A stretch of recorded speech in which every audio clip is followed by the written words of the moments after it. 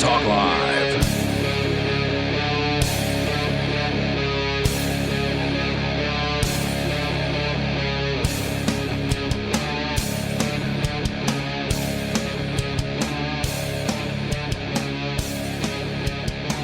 Welcome to the Free Talk Cast, brought to you by Free Talk Live. Of course, this is the same sort of content that you get on the radio show, which is live 4 nights a week on Mondays, Wednesdays, Saturdays, and Sundays. So check that out at freetalklive.com. This podcast is being hosted at freetalkcast.com and on our SoundCloud and our Spotify and all of those other great places. So if you're already subscribed to our podcast on any of those, or to the audio archive, as I'm now calling it, then you're also getting access to the new podcast, or you can go directly to freetalkcast.com.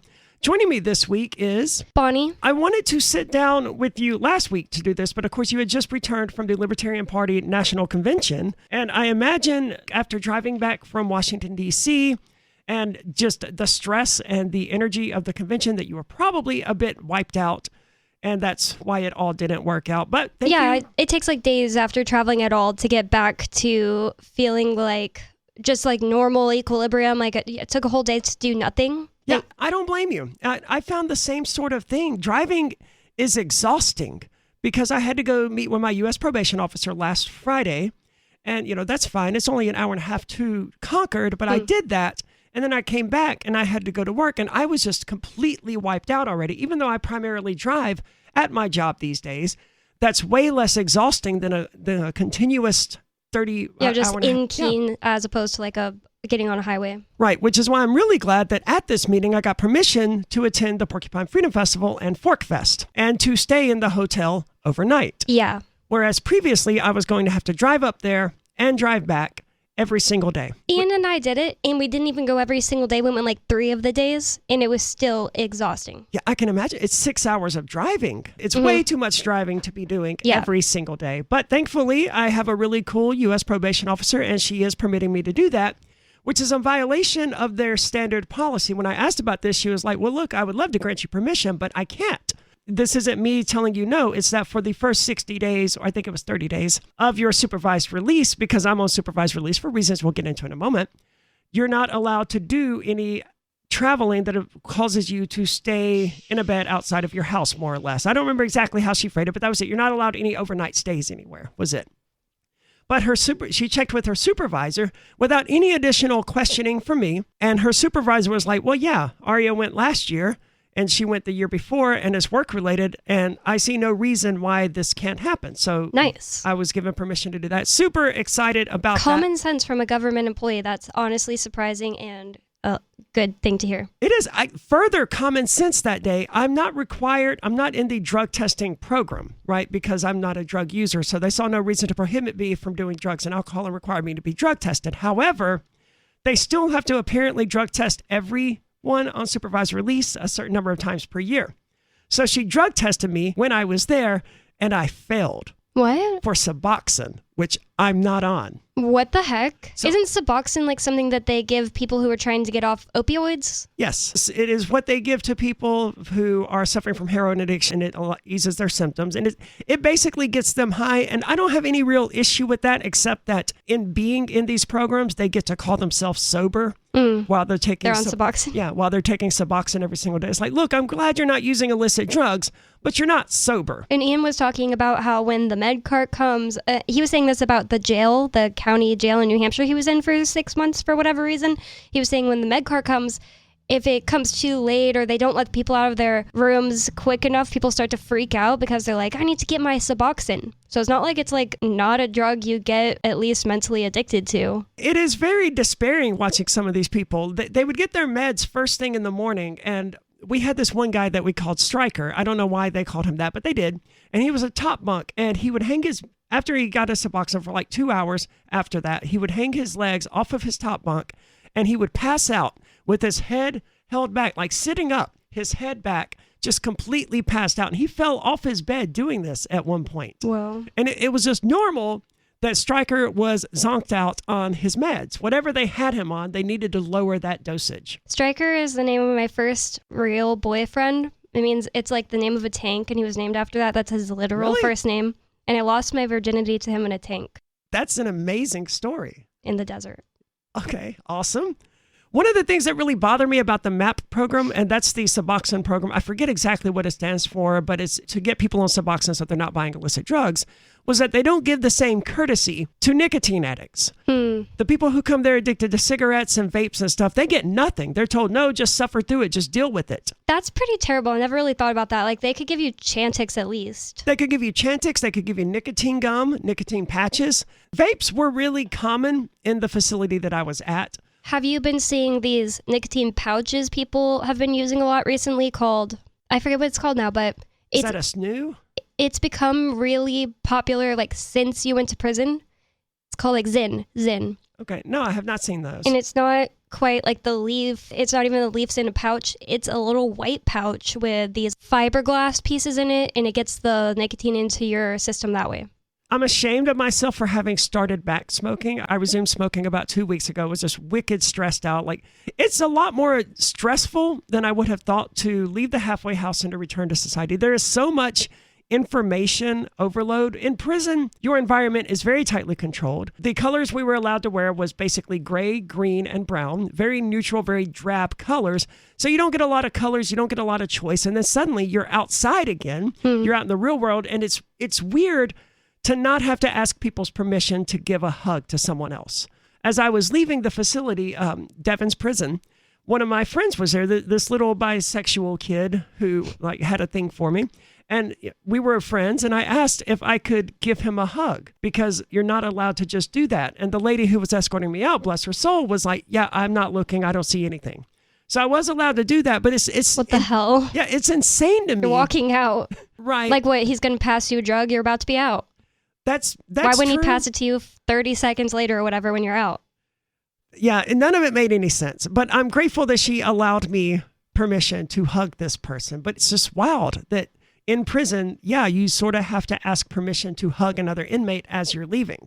Now, in prison, I don't guess I would. Oh, an inmate, I see. Yes, sorry. I thought it was sorry. somebody coming to pick you up, so that's why I was confused. But now, still, like, he's going to pass something to the outside?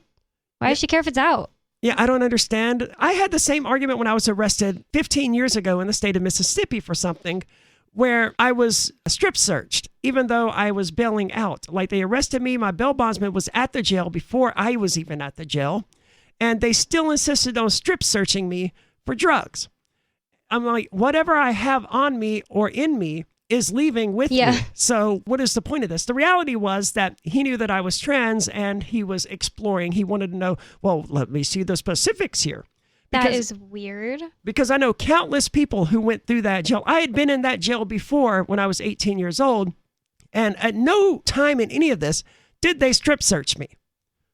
And they never strip searched my sister when she was arrested there or any of my friends who had been arrested and incarcerated. I've never heard of anyone getting strip searched on their way out of jail. No, that was absolutely bizarre. But, you know, people who have power do weird things. And that was one of those things that I just had to suffer through. I never got to see Ian while there, it sucked because I expected him to end up at the camp, which would have I expected him in the camp back in, December. Yeah. And then again in January. And then there was they shut down Brooklyn, I think, because it was very bizarre. And it took him forever to actually get to prison. And I wasn't happy about this. For one, I didn't get to see my friend, but for another, you don't earn these stupid things called FSA credits while you're in county jails. And these FSA credits allow you to get released earlier. Yeah, he was in the county jail for 6 months and a few days when he first got there. He was told by the other inmates, if not like one of the actual guards, that it usually takes him about 2 weeks to get out. 6 months later, he was finally transferred to FMC DEVENS. But he was first sent to somewhere else and then brought to DEVENS, but he ended up in a completely separate unit inside the low security facility, apparently because someone screwed up and didn't put down that he had his GED.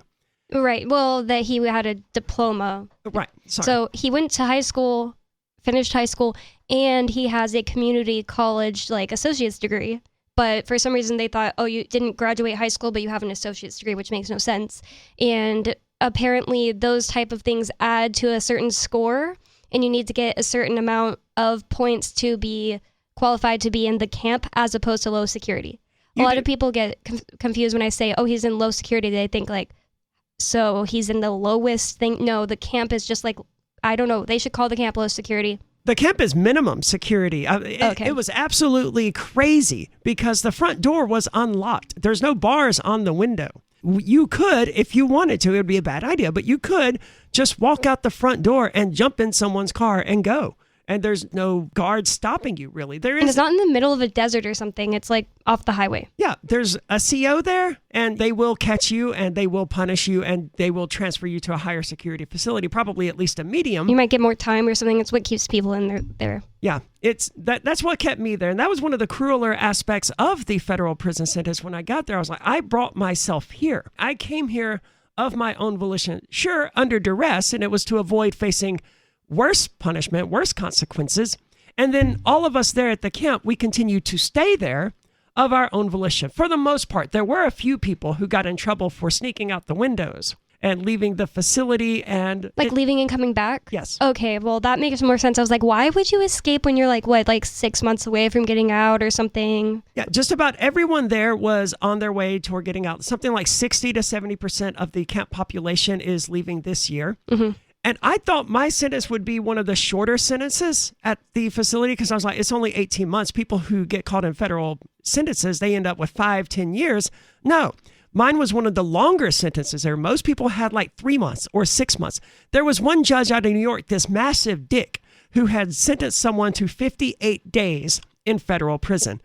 Just enough to lose your job. And completely destroy your life. It's completely unacceptable that they would do this.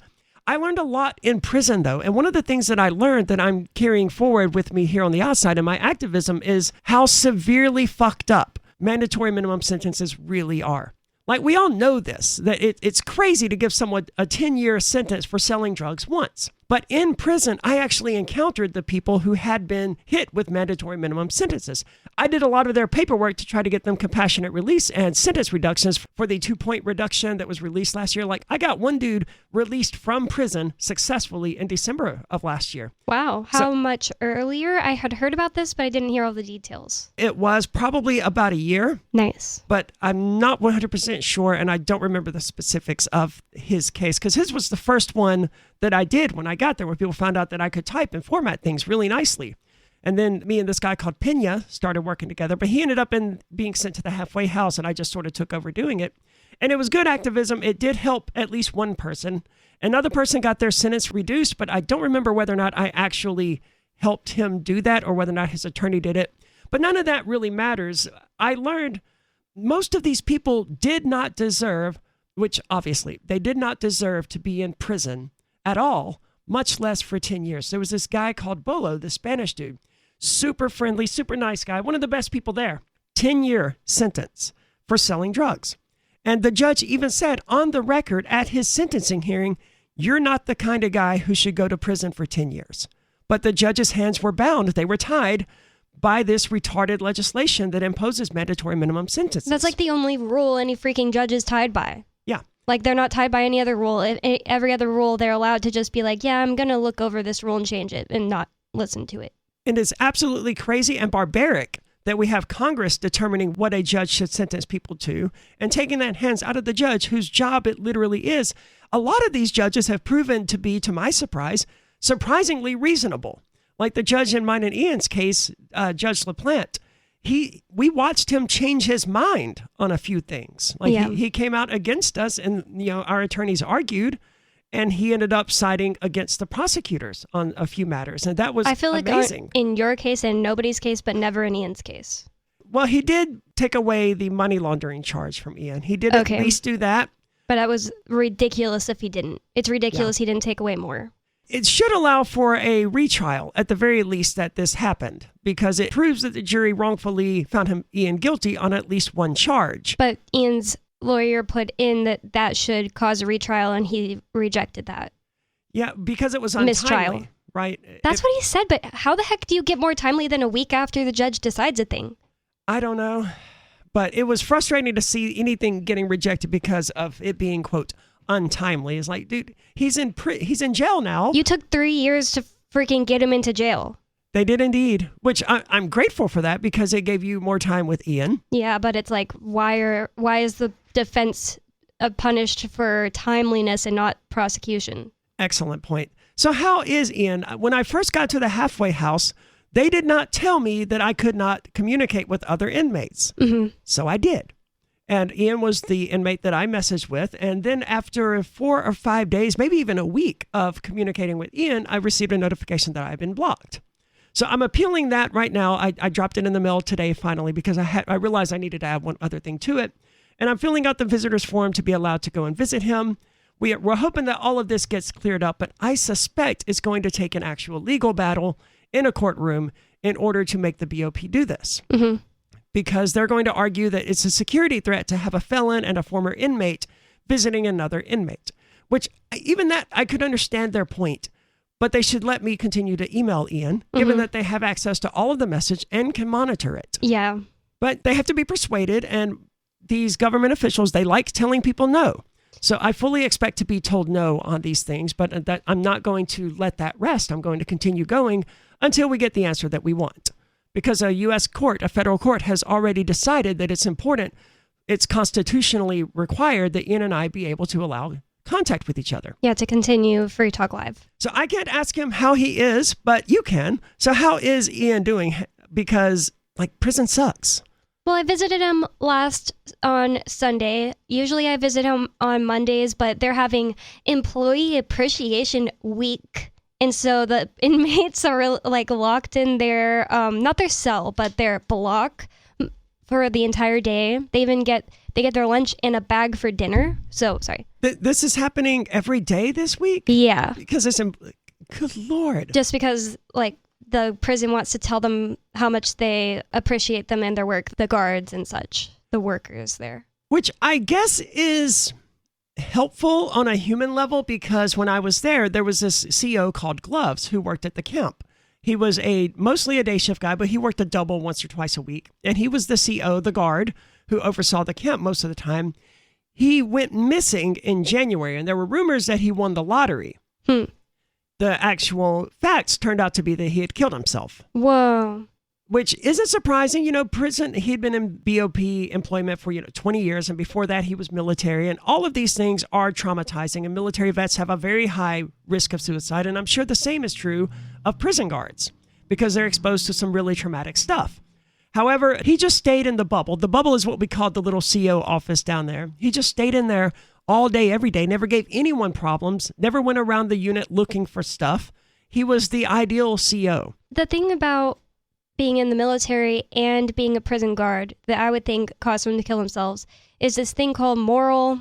I already forgot it. It's when you go against your own morals and you can't forgive yourself. That's a huge reason people in the military end up killing themselves. I believe it because it can't be easy to point your gun at someone and pull the trigger knowing they are going to die. And the fact that the military trains people to do that without a second thought is a little bit horrifying.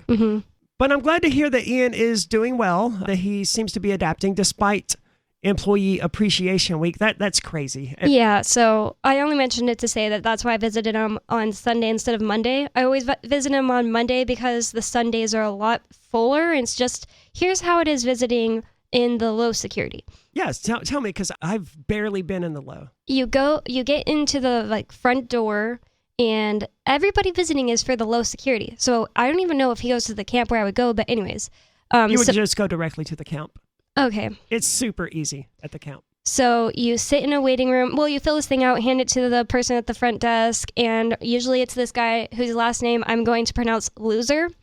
And he is just a total a-hole. There's these sweet old ladies all around him, and he's just on the phone yeah, I do the fucking thing. I turned in the fucking thing. Yeah, fucking this and fucking that. He's just terrible. It's he's disgusting. It's not I'm saying you should never cuss in front of him. It's just he's in this bad mood all the time, and he doesn't care who's around him. Everybody coming to visit an inmate is scum to him, apparently. It's they're just lower than him. He doesn't care about them. And I never got this treatment really at the prison. Well, there was this one time where there was this crazy guy, and I could go in that. I meant to say the jail. Right. The jail was mostly everybody was just whatever, filling out the paperwork, doing the things I have to do. Now go see them and walk out whenever you want. But at the prison, you hand your paperwork that's ridiculous, by the way. You have to sit there and check no. Every single fucking time that you visit, you have to do that, yeah. It's a stupid paperwork you have to fill out. I try to do it as fast as possible because something could happen where they're taking a wave of people and then I get stuck for 45 more minutes. So I give them my ID and my paperwork I just filled out and I sit down, and then I have to wait till another type of guard comes by whose job it is to bring a new wave into the visiting room. You have to be wearing all the right clothes. I haven't been sent back so far. You can't be wearing like any color close to the color they wear, which is like this beigey green. Yeah. And you can't wear something that the inmates, one of the colors they would wear. I think Matt got kicked out because he was wearing, when he first visited me, he was wearing a tan shirt. I think it was a tan shirt. Mm-hmm. And the lady told him, look, I can't let you visit today. There's a Target up the road. You can go and buy a different shirt and then we can let you visit. And he's like, you know what? Fuck you and this whole institution. Dang. And then he walked out, but they allowed Nikki to visit. And I was like, they gave me a firm, quote, talking to about this. I was like, hey, Nikki, just so you know, like Matt won't be the one who's punished for this. Like they're going to punish me and take away my visits when this sort of thing happens. So please ask him not to tell the guard, fuck you again. They please. treat you like shit for being a person visiting a visitor. Yeah. It's like Matt is a person who's respected in his community, doesn't deserve to be treated like a child. And I'm not saying that it's a good idea, because obviously all that's going to happen is that you'll get in trouble. But it's just, let me try to explain where he's coming from. You're used to being treated a certain way. Maybe you're like an old woman going to visit your grandson, and she even like dressed nicely. The thing is, like, I'm not usually someone who says like, you just deserve respect more than other people. But there's just a certain low level of respect that all humans deserve. And then on top of that, if you're dressed like dirty, it's going to knock you down. You know what I mean? Like, these people are respectable looking. They're good people. The thing is, all of the visitors at the prison, almost all of them, are nice and respectable and way more human. The visitors at the jail are drug addict baby mamas, and I hated all of them. At the camp, what would happen is they would just go in, they would fill out the sheet of paper, and they would get sent into the visiting room, and like they would take themselves into there because it was right around the corner. But at the camp, the visiting room is also the inmates' TV room because it's a ghetto prison, to be honest. The windows leak, and it's an absolutely miserable place. It kind of sucks at the camp. But when Ian gets there, he may decide that he actually likes the low better. Yeah, I'm thinking about that too, and I think he is too. So he might get sent to the camp. There's like rumors around the jail right now, or the prison right now, that he'll get sent to the camp. Well, it is more enjoyable in that you have a lot more freedom with what you can do. You're allowed to go outside basically from 7 in the morning or earlier, like 6 in the morning, until I think it's 8:30 at night now.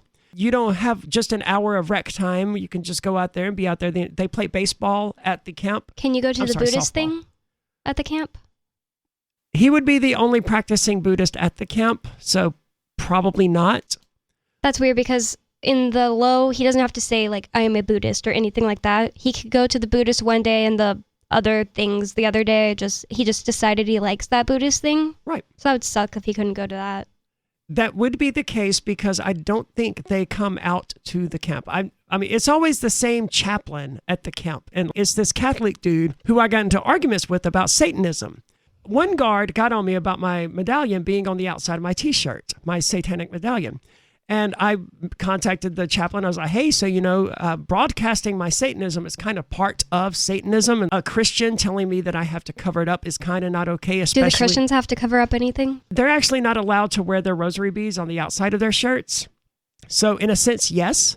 But those aren't medallions, and medallions are specifically made to be worn on the outside and to be displayed. And I was allowed to keep my medallion. Therefore, I should have been allowed to wear it as a medallion. Like, a rosary bead isn't really even something that people are supposed to walk around wearing. You wear it while you're like using it to remember what prayer you're on or whatever.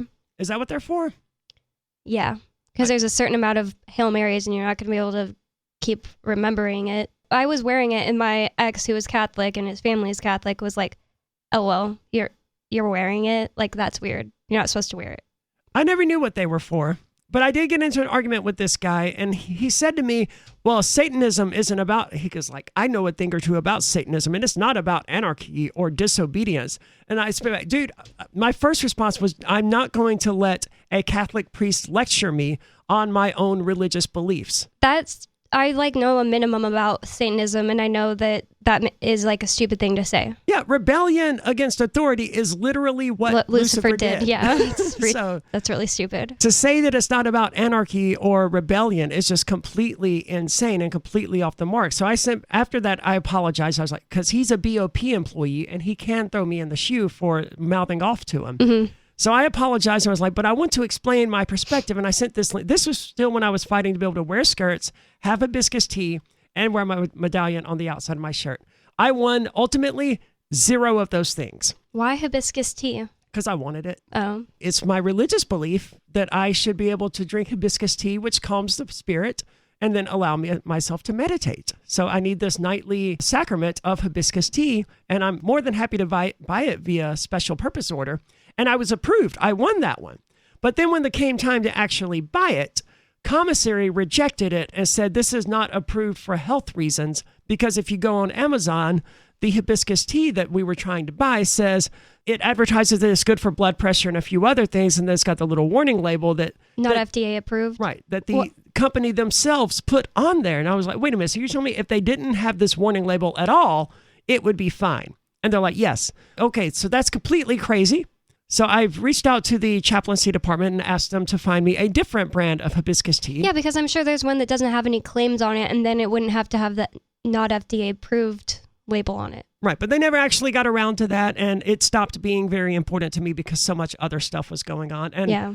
I lost the skirts battle, definitely. I knew I was going to lose that one, though. Right? When I went to battle against these BOP employees, which I spent almost the entire time of my incarceration doing, I always wanted to have something that I could lose, something that they could say no to because they feel good about that.